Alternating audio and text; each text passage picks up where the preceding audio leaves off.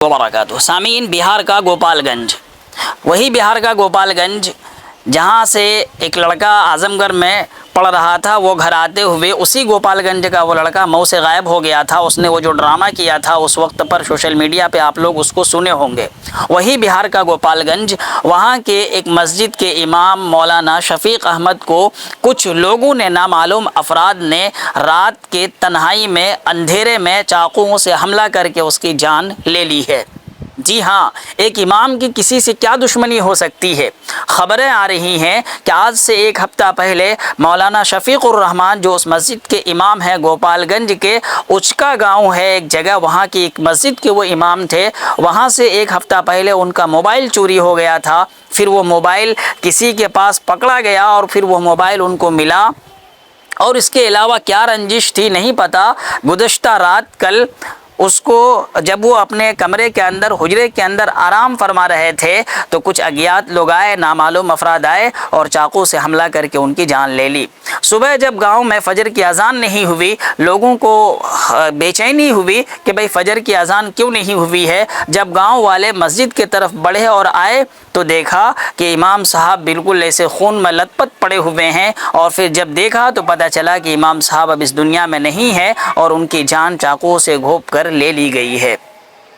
अब बताइए कि इंसान इस हद तक दुश्मनी में उतर जा रहा है, इस हद तक निचलापन में आ जा रहा है कि एक मस्जिद का इमाम जिनका काम है लोगों को दीन समझाना, लोगों को गलत और सही की तमीज़ कराना, लोगों को उनके ईमान के तई बेदार करना, लोगों को गलत और सही की तमीज़ कराना, लोगों के यहाँ जो खुराफात फैले हुए हैं उन खुराफात से रोकना। ऐसे इमाम से दूसरों को क्या तकलीफ़ हो सकती है, क्या दुश्मनी हो सकती है कि एक व्यक्ति रात में आए और उसकी जान ही ले ले।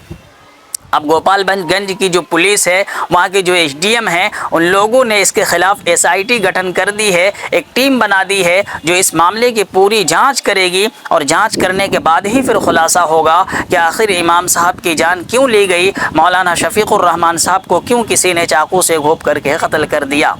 इनके परिवार काफ़ी परेशान है। जाहिर है कि एक इमाम है, उनके पीछे उनकी फैमिली है, उनकी वाइफ है, उनके छोटे बच्चे हैं, उन लोगों के ऊपर क्या गुजर रही होगी, क्या बीत रही होगी, वो तो साहिब मामला ही ज़्यादा बेहतर जान सकता है। लेकिन हमें अफसोस सिर्फ इस बात पर है कि एक इमाम से किसी को क्या भला दुश्मनी हो सकती है। न ज़्यादा पैसा, न कुछ भी नहीं। लोगों के पास इमाम को देने के लिए पैसे नहीं हैं, लेकिन थोड़ी थोड़ी बात पे इमाम से दुश्मनी लेने के लिए यही लोग तैयार रहते हैं। आप यकीन जानिए ये सिर्फ उन इमाम के साथ नहीं बल्कि हमारे मुल्क हिंदुस्तान के अंदर तमाम इमामों के साथ यही मामला है कि कोई शख्स एक वक्त नमाज़ पढ़ने आता है, 2 वक्त नमाज़ पढ़ने आता है, लेकिन कभी इमाम साहब अगर किसी वजह से देरी हो जाए तो वह इमाम से कट हुज्जती करने लगता है, बहस करने लगता है और फिर इमाम के ख़िलाफ़ अपने दिल में नफ़रत बिठा लेता है। और नफ़रत इस हद तक बिठा लेता है कि भाई वह इमाम को ऐसी बिहेव करता है जैसे लगता है कि मस्जिद का इमाम नहीं, उनके घर का खादिम और उनके घर का ग़ुलाम हो। ये अलमिया है आज इमामों के साथ। और हमें लगता है इसी का नतीजा है जो इस वहाँ के इमाम साहब को इस तरह से दुनिया से जाना पड़ा और किसी व्यक्ति ने आकर के उनकी इस तरह से हत्या कर दी और जान ले ली।